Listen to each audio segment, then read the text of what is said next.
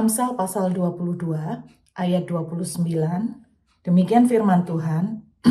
Pernahkah engkau melihat orang yang cakap dalam pekerjaannya? Di hadapan raja-raja ia akan berdiri, bukan di hadapan orang-orang yang hina. Kata yang cakap punya salah satu pengertian di dalamnya adalah skillful. Satu hal yang tidak pernah juga boleh dilupakan di dalam diajarkan kepada anak-anak adalah yang namanya skill atau keahlian.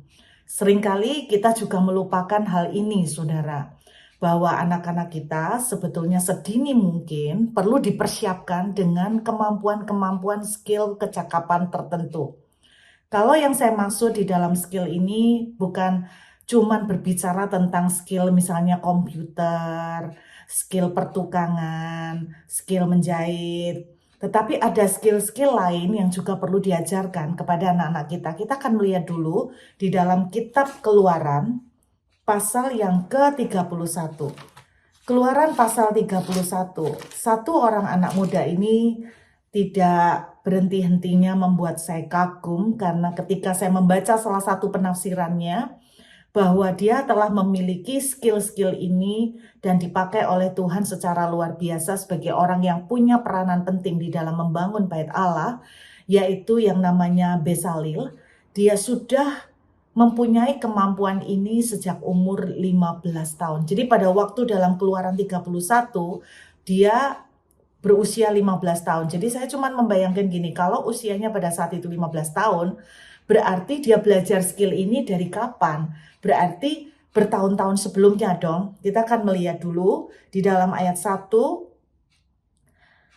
Berfirmanlah Tuhan kepada Musa, lihat telah kutunjuk Bezalel bin Uri bin Hur dari suku Yehuda.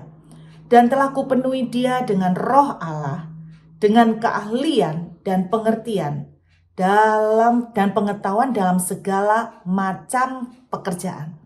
Ini yang sebetulnya kita perlu copy paste ya saudara. Kita perlu mempersiapkan anak-anak kita, orang-orang di sekeliling kita, di bawah kepemimpinan kita, juga dengan yang namanya keterampilan saudara.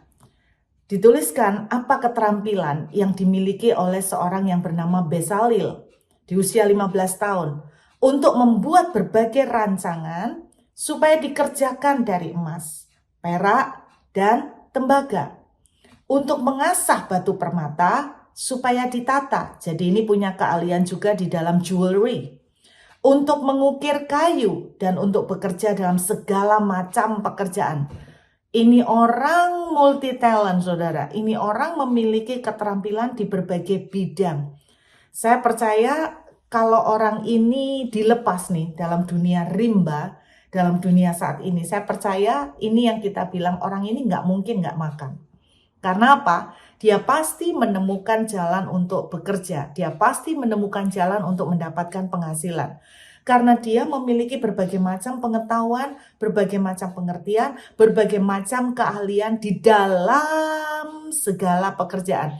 Anda pernah membayangkan nggak seorang anak muda umur 15 tahun, dia punya pengetahuan ngerti tentang kayu, bukan cuma tahu, tetapi dia juga mempunyai keterampilan di perkayuan. Lalu Anda bisa membayangkan dia ternyata juga bisa punya keahlian di dalam menjahit. Karena Alkitab juga menuliskan semua kain-kain yang ada di bait Allah, dia semua yang desain, dia semua yang atur, dia semua yang jahit. Amazing saudara. Kemudian Anda bisa membayangkan dia juga punya kemampuan dalam dunia emas, perak. Jadi ini pendesain atau desainer jewelry, desainer perhiasan. Kemudian dia dari bahan-bahan tembaga dia juga bisa kerjakan. Ini menurut saya handyman banget yang sangat-sangat diurapi dan sangat-sangat terampil. Makanya saya percaya orang yang mempunyai keahlian seperti ini nggak mungkin nggak dapat kerja. Pasti selalu ada cara untuk dia punya income, saudara. Ini yang kita lupa, yang kita jarang ingat untuk persiapkan kepada anak-anak. Menariknya adalah begini, ternyata dari nenek moyangnya dia, papanya dia, engkongnya dia, mereka bukan orang-orang yang punya keahlian yang sama. Jadi keahlian mereka berbeda.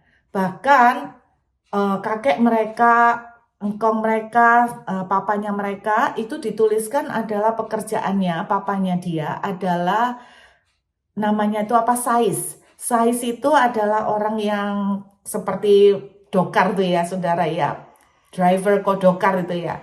Nah, Anda bayangkan seorang yang Sais bisa mempunyai anak yang punya keahlian begini. Jadi nggak selalu harus sama dengan skill yang dimiliki oleh orang tua.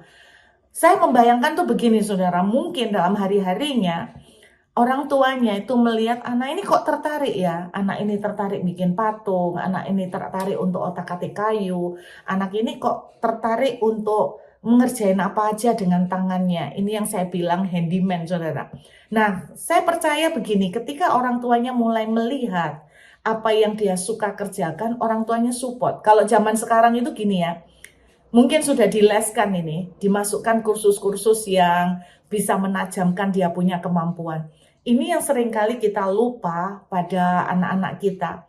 Kita perlu sekali untuk bisa memantau dan memperhatikan apa yang sebetulnya menjadi passion, apa yang sebetulnya menjadi interest mereka, lalu kita support di sana. Saudara, pada waktu anak-anak saya kecil, cukup banyak juga saya sebagai orang tua, kami berdua, saya dengan suami itu menginvestasikan untuk ngeleskan anak di sini, ngeleskan anak ini. Tujuannya bukan karena sok kaya, tapi sebetulnya karena kami juga nggak ngerti mereka ini passionnya di mana, skillnya tuh suka apa.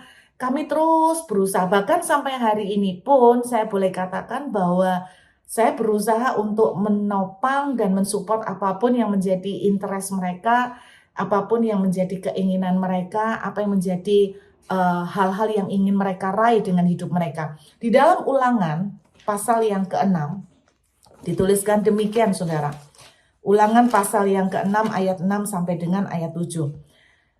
Apa yang kuperintahkan kepadamu pada hari ini, haruslah engkau perhatikan, haruslah engkau mengajarkannya berulang-ulang kepada anak-anakmu dan membicarakannya apabila engkau duduk di rumahmu, apabila engkau sedang dalam perjalanan, apabila engkau berbaring, dan apabila engkau bangun.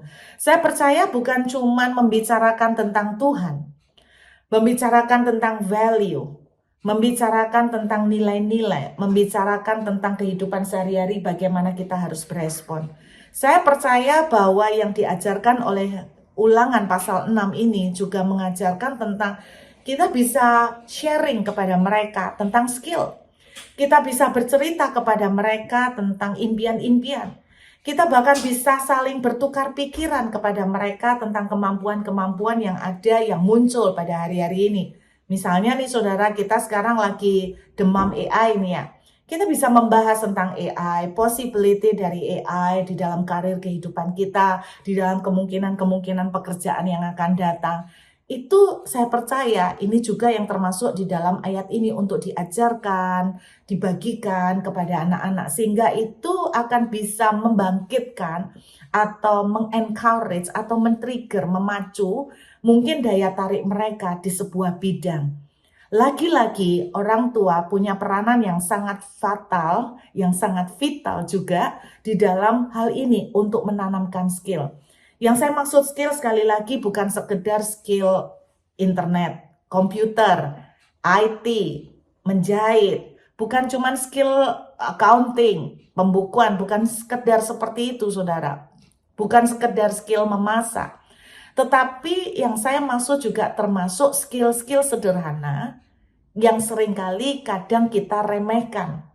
Apa contohnya? Saya mau sharing sebentar saudara, bagaimana pertama kali saya melihat anak saya kerja di sebuah restoran. Pada waktu kami mulai masuk di Australia, kemudian kami terkena lockdown. Dan di situ anak saya mulai ngelamar pekerjaan. Pada waktu dia usia masih sekitar 18 tahun. Dan yang kecil pada waktu itu masih usia sekitar 16 tahun.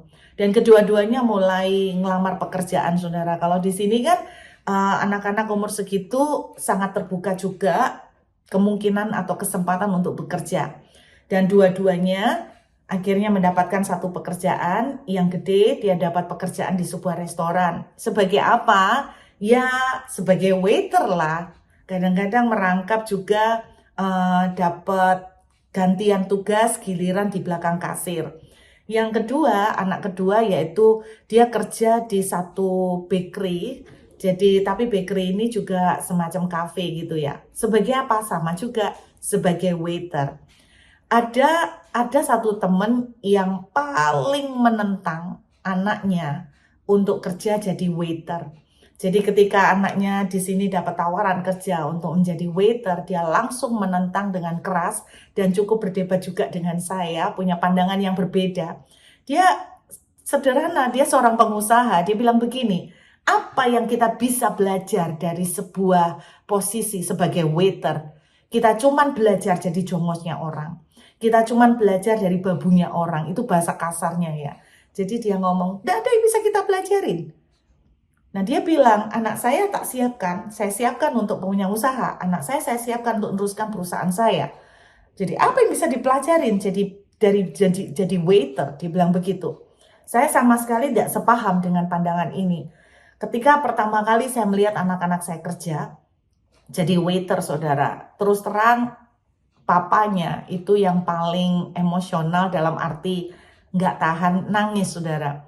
Ngelihat anak saya ngepel, ngelayani customer, terus customernya kadang bentak dia, terus kemudian dia harus membersihkan kotoran-kotoran yang ada di bawah meja, remah-remah, bahkan saya pernah melihat dia juga membersihkan, mohon maaf, bekas muntahannya orang. Pada waktu suami saya melihat itu, dia kemudian menyingkir dan dia nangis, saudara, di satu pojokan ruangan. Dia nangis melihat itu. Sisi yang lain, saya tidak tega ketika juga melihat anak saya yang kecil itu memvakum pakai satu mesin, di mana mesin itu diikatkan di sini kayak backpack, saudara. Mesin itu gede, badannya kecil. Anda bisa bayangkan sekecil itu umur 16, dia harus bawa vacuum cleaner di belakang sambil dia memvakum seluruh ruangan, memvakum meja di lantai. Ada sebuah ketidaktegaan, saudara. Tapi terus terang saya akhirnya melihat bahwa dari situ anak-anak saya belajar banyak. Mereka tidak bisa belajar bagaimana menjadi bisnismen mungkin yang dipikir orang. Karena ada orang-orang yang mempersiapkan anaknya untuk menjadi pengusaha. Tapi saudara, yang saya lihat adalah nilai-nilai yang mereka belajar. Nilai yang namanya submission. Nilai yang namanya kerendahan hati. Nilai yang namanya belajar bersabar. Itu yang semua akhirnya membentuk mereka menjadi tough. Selain nilai-nilai lain yang artinya mereka tuh ngerti rasanya ternyata memulai dari bawah itu kayak gini ya. Ternyata cari duit itu ya enggak gampang ya. Jadi itu hal-hal yang mereka belajar yang saya percaya tidak akan mereka ketemukan ketika mereka langsung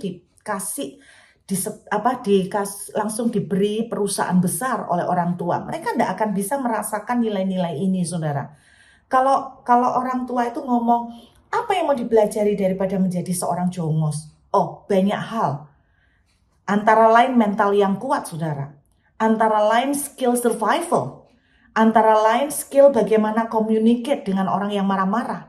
Dengan customer yang dalam tanda kutip mungkin kita merasa gue lebih kaya dari lu. Customernya mungkin lebih miskin dari kita punya. Tapi saya mau katakan, ini yang mengajarin mereka bagaimana mereka tetap bisa membangun komunikasi dengan orang lain, walaupun orang itu secara status mungkin tidak sekaya dia. Ini yang dia belajar bagaimana dia masuk ke dalam berbagai level. Dia masuk ke dalam berbagai jenis golongan orang. Ini pengalaman-pengalaman yang berharga yang tidak Anda dan saya temukan di sekolah. Nah, orang tua seringkali terlalu tidak tega sama anak, sehingga anak itu tidak berani dilepas.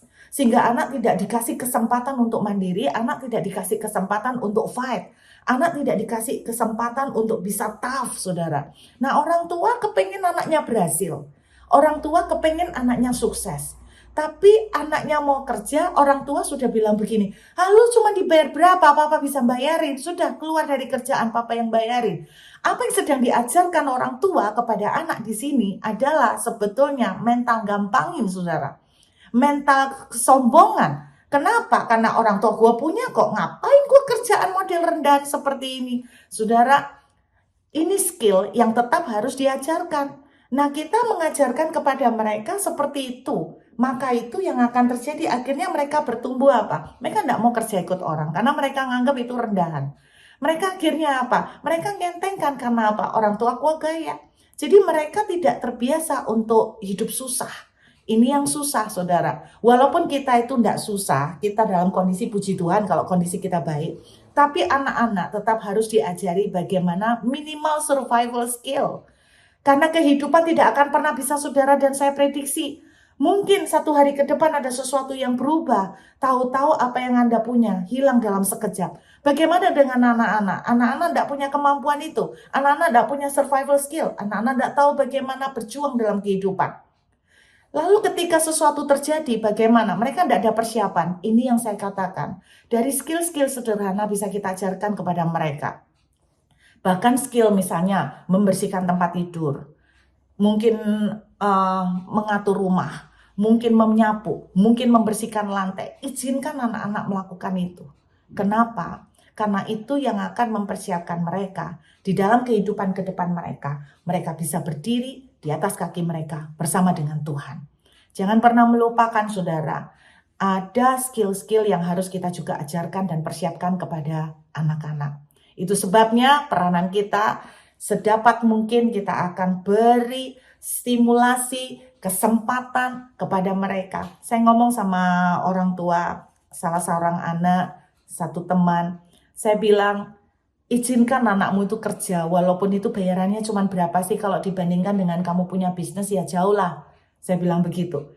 Tetapi ketika seorang anak bisa menghasilkan, walaupun itu mungkin tidak sebesar penghasilan orang tua, apalagi ketika dia bisa mulai mentraktir orang tuanya, mengajak orang tuanya makan, bahkan memberikan sebuah hadiah dari hasil keringatnya sendiri.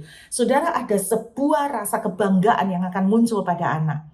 Dan bukan cuma kebanggaan, ada sebuah sense of functional, ada sebuah rasa dia merasa berfungsi, dia merasa berguna. Dan ini yang akan membuat seorang anak itu makin dewasa. Ini juga akan membuat seorang anak dipersiapkan dengan mental yang sangat dia perlukan untuk kelak dia akan berdiri di atas kakinya sendiri. Karena itu jangan pernah melupakan bahwa skill juga perlu diajarkan kepada anak-anak.